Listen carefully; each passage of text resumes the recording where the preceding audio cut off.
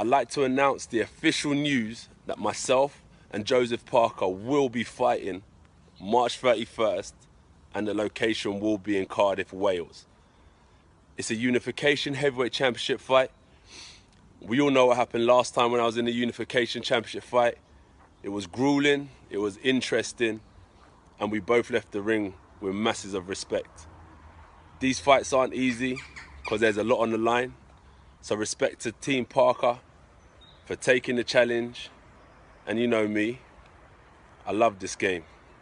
I'm looking forward to it. Training camp is underway, and before you know it, March 31st will be upon us. Hey guys, welcome to Boxing Squared for boxing news and views from around the internet. Well, there we have it. You heard from Anthony Joshua himself. Unification matchup has been made with Joseph Parker for March 31st in Wales at the Principality Stadium. Great news. I'm stoked about that. Due to the time difference though, and it being a workday here in New Zealand, I am late to the party covering the announcement side of things. So I'm going to leave it at what I've already shown. I'll put a couple of tweets up here. Bang. Bang. And I'm going to skip to some things, particularly the increasingly spiteful trash talk that's giving an edge to this matchup. As an example, shortly after the announcement, Joseph Parker called Anthony Joshua the king of steroids on New Zealand radio. Also, we've had Joshua saying he refuses to shake Parker's hand after the fight. And Parker's promoter, David Higgins, he's also been throwing down the verbal gauntlet in recent days with a statement about Joshua's character and even the intelligence of some of his fans.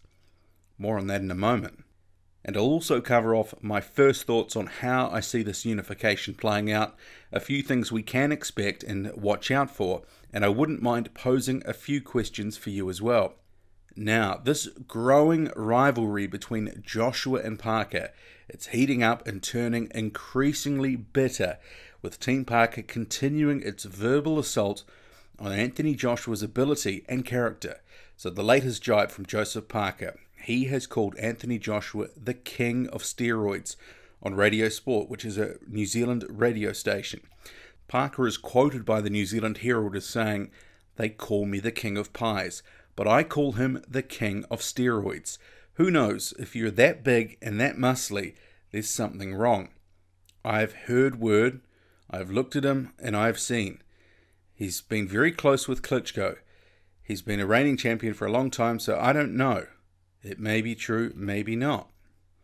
So he was asked how Anthony Joshua might respond to Parker's comments. So he said, "I don't know how he will respond. He may be angry or upset at what we've been saying. It's part of the game. I'm not accusing him of using steroids, but I am saying it's a possibility." Wow. I'm a little surprised that he's gone this far, insinuating that his upcoming opponent and fellow world champion potentially has used steroids, and he's calling Joshua the king of steroids. It's a bold move, perhaps a very foolish one. I mean, it's certainly one thing to build on questions about how good is Anthony Joshua's chin by saying, stuff like, over the weekend I'll smash it to bits. That's one thing. But it's quite another to go to the other end of town with an unfounded claim. This sort of thing, it can potentially polarize fans and create a backlash, especially when there's no history of failed tests from Joshua. So it's little wonder that David Higgins, and this was in a follow-up story run by the New Zealand Herald, both stories, link in the description to each. So Parker's promoter, he has been trying to get ahead of the story, and he said he didn't know Parker was going to say what he did. He didn't know why he said it, and he's advised Parker to stick to talking about what they do know. So clearly Parker, he went off the script with his candid thoughts. I mean, he may actually really believe it, but, he's probably got to be careful about what he says. So again, a link in the description box to those stories.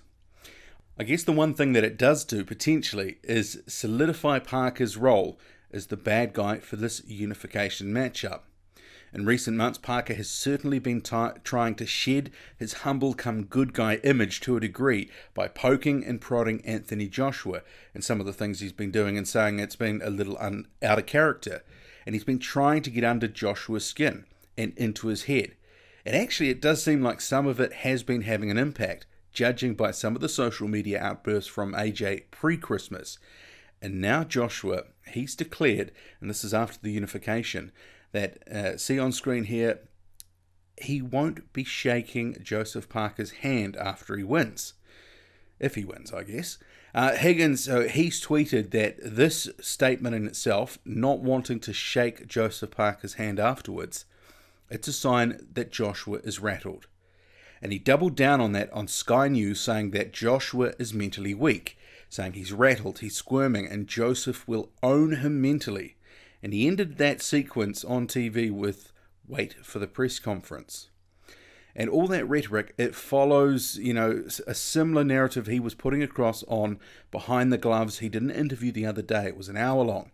So Higgins claimed Parker had already won the mental battle, and Joshua, he would be in the ring questioning himself.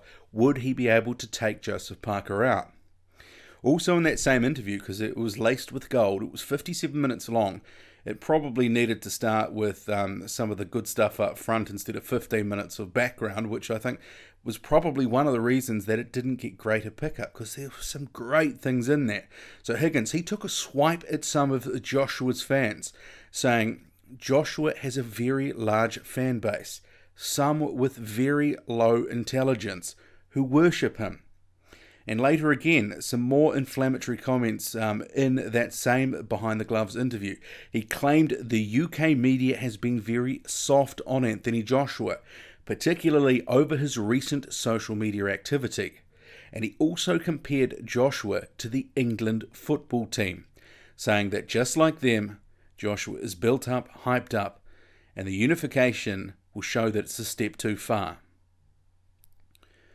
Big words indeed. What do you make of that? All the talk, which Higgins claims is fact-based, is part of their strategy. And he explained this at length in the interview, in the same interview. It's interesting stuff. I'll go through it really quickly. He says that to make a mega fight, you need 3 ingredients. Both boxers need to be household names, stars. There needs to be parochialism, them versus us, the New Zealand versus England angle. And there needs to be perceived competition, where people think it's a fairly even fight.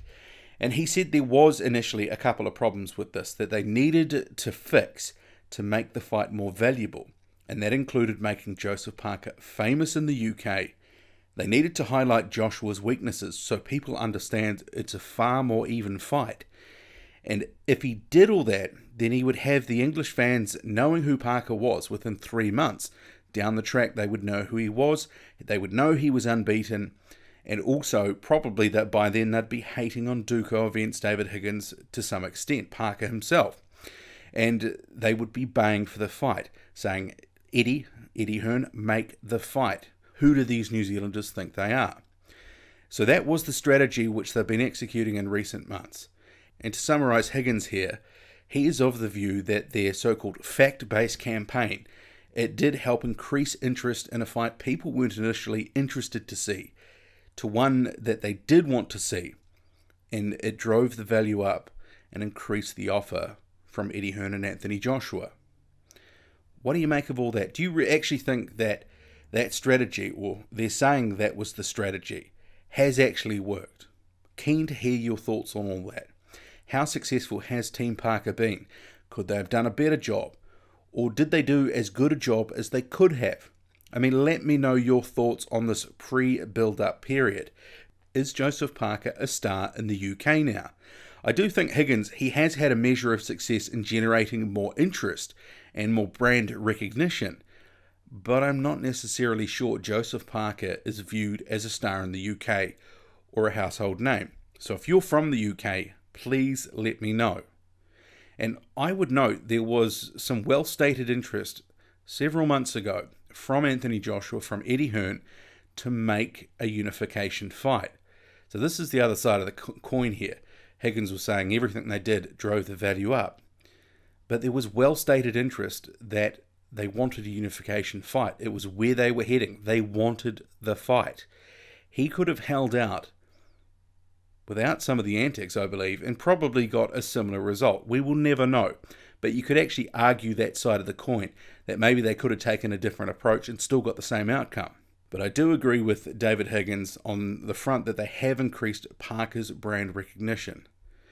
And whether it's perceived to be a competitive fight, well, most Joshua fans, I'm sure, and casual observers, especially if you're from the UK or nearby, would probably say no. But in terms of my thoughts on the matchup, I like it. I really do. I think it's competitive. I'm probably among a minority who think this is going to be a really competitive fight. I don't see this as being any sort of walkover at all. For me, it's a 50-50 fight. We will see Joseph Parker coming in ready, willing and trying to hurt Anthony Joshua. From all accounts, the minicamp that he did have before Christmas to work on some footwork and work on losing weight, which apparently is, a new story now. It's kind of amazed me that it's been reheated so much that everyone's re-reporting it again. But it went well. He apparently lost some weight, although he may have given up some of those gains over the Christmas period. But as trainer Kevin Barry, he's been quoted as saying he's confident Parker will come in at a lighter weight. He's hungry for camp, and he should get somewhere in the high 230s. He's looked better when he's been at a lower weight. Against Razvan Kajanu last May, he was 250 pounds, and last September he was 246 for Hughie Fury. If the goal is to try take the bout deep against the big punching Joshua and try gas him out, that seems to be what they're looking to do, then dropping some beef, it's going to help him. It's going to help on a number of fronts, in particular with his mobility. I'm sure he will be hammering the fitness work as well in camp to ensure his own gas tank can handle the load it could expect against AJ.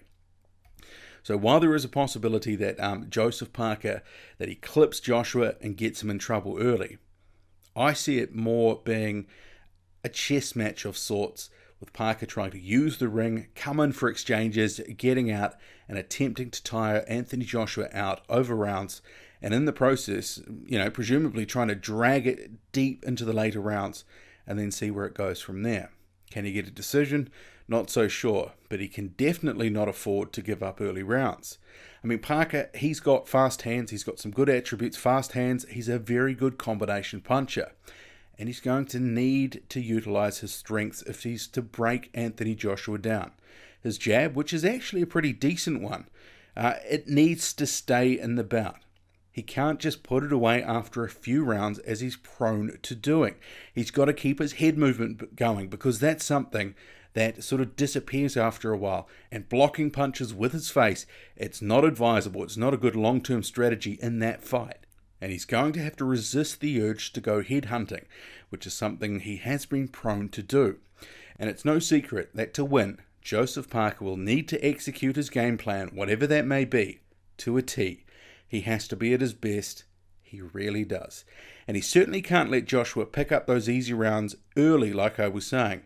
Otherwise, that'll lead him into a situation where he's chasing the fight, and as a result, he'll be taking undue risk. For Anthony Joshua, already a unified champion, it represents a chance to add another strap to his collection and take him one step closer to becoming undisputed. And Joshua is regarded as the top dog in the heavyweight division right now, and deservedly so. And his recent performances, it does make him the favourite with the bookies and on paper. But fights aren't fought on paper, and he definitely has a live opponent in Joseph Parker, in my view. We've already had an inkling of the Joshua camp strategy, with trainer Rob McCracken saying AJ will be coming in lighter than his recent career heaviest of 254. And McCracken believes that AJ will have improved speed and movement at the lighter weight. What he will come in at, anyone's guess, but somewhere around 245, I think that feels about right. It could be a little less, and I don't think that's a bad thing. And I'm sure, like Parker, Joshua will be training the house down on the fitness front, preparing for a fight that could potentially go all 12 rounds. He's never been pushed that deep, but he's got to prepare for it.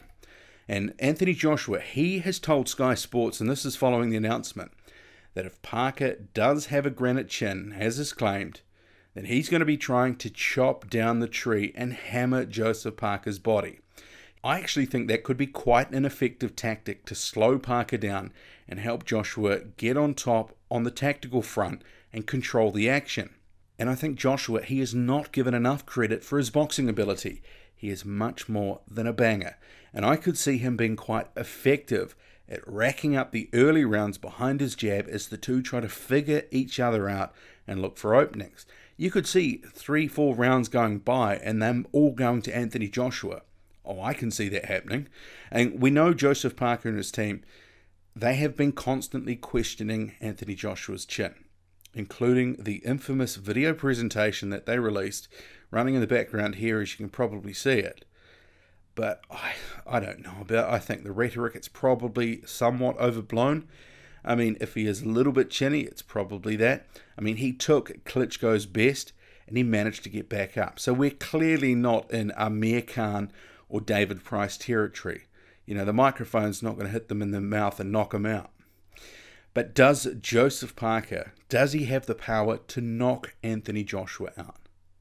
He said he was going to do that to recent opponents Razvan Kajanu and Hughie Fury, and in the end he barely wobbled them.